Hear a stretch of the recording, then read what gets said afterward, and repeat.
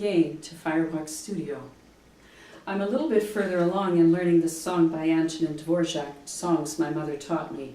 Learning the melody, the line that is sung, is not that difficult, but what makes the song more complicated and challenging is that the piano accompaniment is in a different meter or time signature from the melodic line of the song itself. The singer is singing in 2/4, which is a meter that has two main beats. 1, 2, 1, and 2, and 2, 1, 2, 1, and 2, and 1, 2. Meanwhile, the piano accompaniment is in 6/8 meter, which is also a meter that has two main beats, but the main beats are subdivided into 3 parts.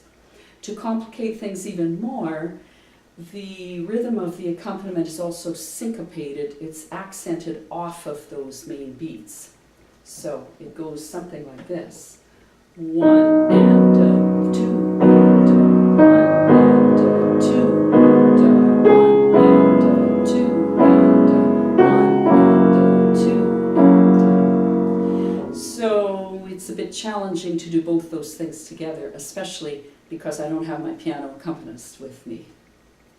In this series, I'm presenting an introduction to the 3 basic elements of song and the singing of song: melody, rhythm, and poetry, or the text. Last time, the focus was on melody. This time, I'm talking about rhythm.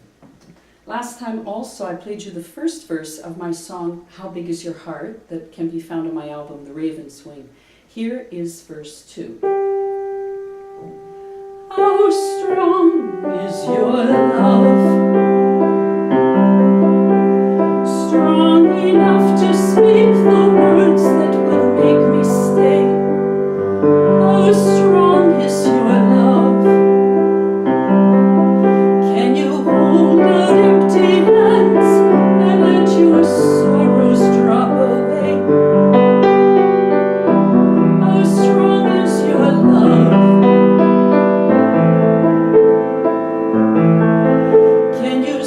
close to the fire that I am walking through.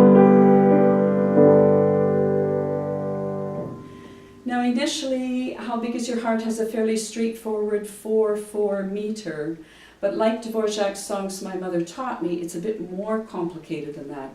The meter of the verse that you just heard starts out in fairly common 4/4 meter to a figure that's notated in 9/16, and 1 and a 2 and a 3 and 2/8, 1 and 2 and, before slipping back into 4/4. So for those of you who understand music theory, you can do the math of that, but for everyone else, it's enough to know that the rhythms of the music follow the speech rhythms of the text itself. Let me see if I can demonstrate this. Strong enough to speak the words that would make me stay. So 1, 2, 3, 1, 2, 1, 2, 3, 4. You need to know that I didn't compose the music for the song by first writing it out. I'm not sure how Dvorak composed his song, that I have the feeling that that gorgeous melody came into his head and then he wrote it down. My song was created by ear from my own poetry and by feel on the piano.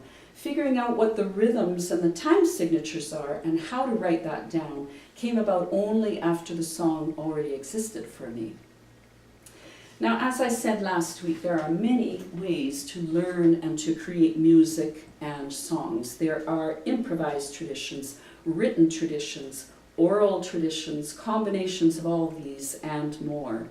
Let's talk about reading music. It can be a really big advantage for you to write and read music notation, especially if the music is complicated music. It opens up a musical world for you, and those skills also allow you to convey your music to other musicians who might want to learn to play it and sing it. Let's get to a song that has a simple rhythm. This is one of the songs that I learned from my mother and father on one of those Sunday afternoon car rides that I talked about last time. It's called Down in the Valley. Here's the verse. Down in the valley, valley so low, late in the evening, hear the wind blow. Hear the wind blow, dear, hear the wind blow. Late in the evening, hear the wind blow. It's kind of got the sound of the wind in it, doesn't it? And there's a very soothing, repetitive rocking in 3 rhythm that sits underneath it. So, my sister and I were given piano lessons from a very young age. It wasn't an option not to learn an instrument in our house, and I'm very grateful for that gift. So I learned how to read music. My father played guitar and fiddle by ear, and both of them were fabulous singers who could improvise on their instruments and harmonize vocal parts with whatever song they were playing. I learned how to do that too. So playing music by ear and the imagination and reading music are 2 skills that go together very well. And in fact, as a voice and music instructor at Lakehead University's Department of Music and in my private music studio, I teach people to do just that. Getting back to today's song, the words aren't that difficult. I'll try it again. Perhaps you'd like to learn to sing this verse. Down in the valley, valley so low, late in the evening, hear the wind blow. Hear the wind blow, dear, hear the wind blow.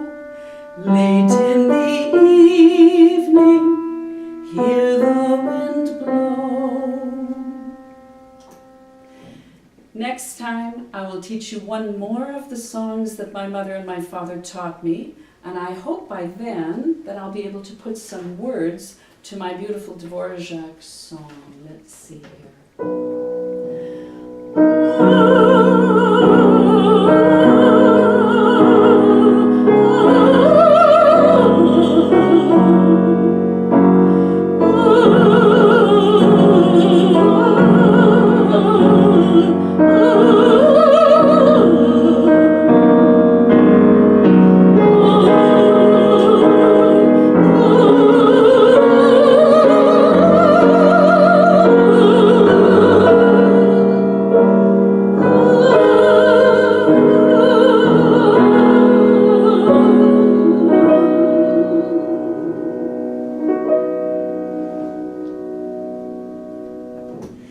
Please visit my website, kimerickson.ca, where you can find all about my music, the albums of original work that I've released, including this one, looks like this, The Raven's Wing, which contains that song, How Big Is Your Heart?